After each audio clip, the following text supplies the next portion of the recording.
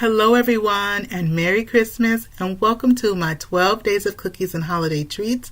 Today I'm going to share with you a family recipe for our oatmeal cookies. This recipe for oatmeal cookies was written down on a piece of paper in 1969, and we have had it in the family ever since.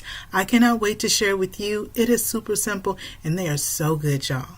So for our oatmeal cookies so far, I have put in 2 sticks of butter, and we are using soft unsalted butter. Into my mixer, I also added 1 cup of light brown sugar and 1 cup of granulated sugar. Next, in my big mixing cup, I have 2.5 cups of old-fashioned oats. Okay, so with this recipe you want to use old-fashioned oats, so I have 2.5 cups.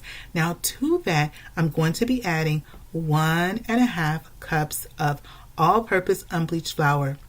Now this is my 12 days of cookies and holiday treats, and so every day for 12 days in a row I share a new cookie recipe or a new cake recipe that you can have with your family and friends during the holiday season for the 12 days leading up to Christmas Eve. So I hope you come back tomorrow and see what I am baking up next.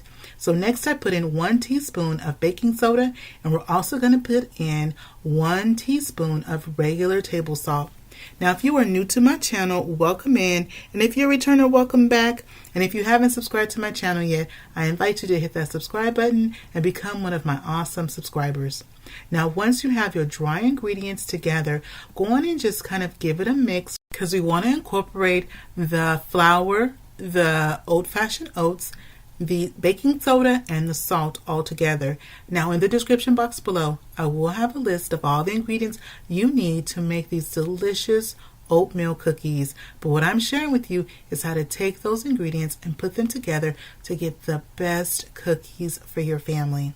So next, while we have our sugars and butter mixing in our mixer, we're going to put in our eggs, and I'm using room temperature eggs because room temperature eggs blend better in batter and in dough. So you always want to be sure to use room temperature eggs for your batter and for your mixes.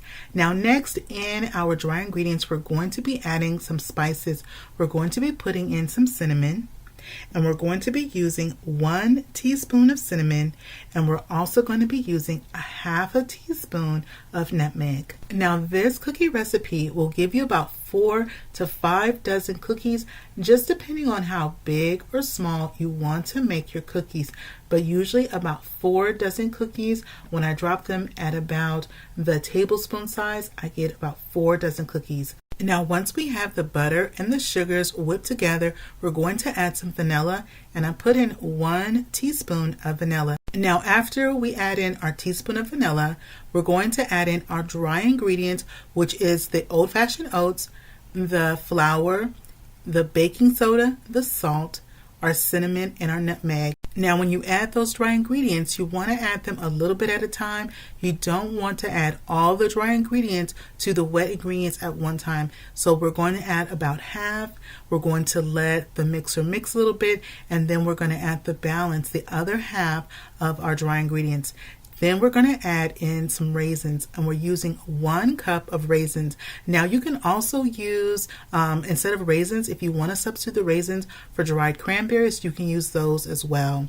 And then I put in some pecans, and so we put in 1 cup of chopped pecans. You can also use walnuts if you prefer. So we used 1 cup of raisins, and we also used 1 cup of chopped pecans.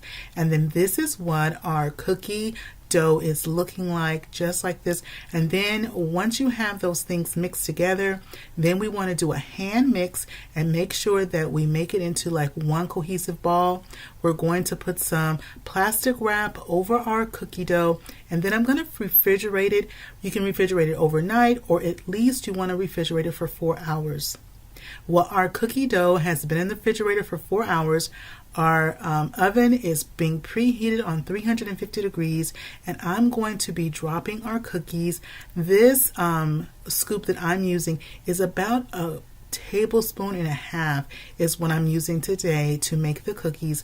And so with the cookie rounds, what you want to do is once I drop them, I kind of press on them just slightly, so that way they're not domed too much, And so you want to go on and press them just like I'm doing there. Now, once I have my first dozen cookies ready, I'm going to put the cookies in the oven at that 350 degrees, and the cookies are going to bake from anywhere from 7 minutes up to 9 minutes. We don't want to over bake our cookies. And so this is the second dozen cookies that I'm going to do, as well as this cookie dough freezes very nicely in either a freezer bag, or you can wrap it in saran wrap and freeze it, and take the saran wrap, put the saran wrapped dough into a freezer bag and put that in the freezer, and they freeze so nicely. Well, these are our cookies, y'all. They have come out and they are looking so good. See, they're crispy around the edges and they are nice and soft.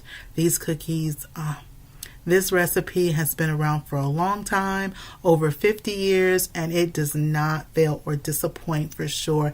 That's why it has been a favorite and it has stuck around our family for that long. And so also with these cookies, they make wonderful ice cream sandwiches as well.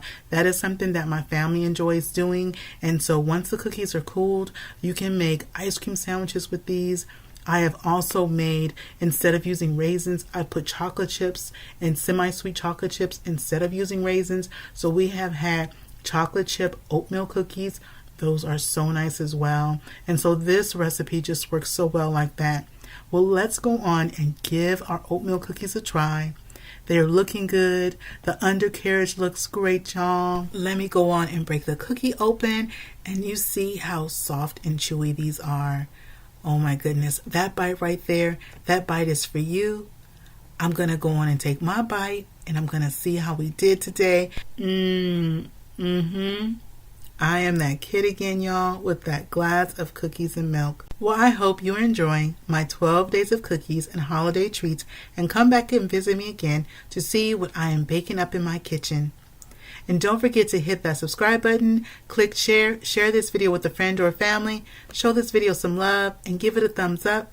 And remember, it's always good when Dyvonne is cooking for the family. I'll see you on the next one. Bye-bye, everybody.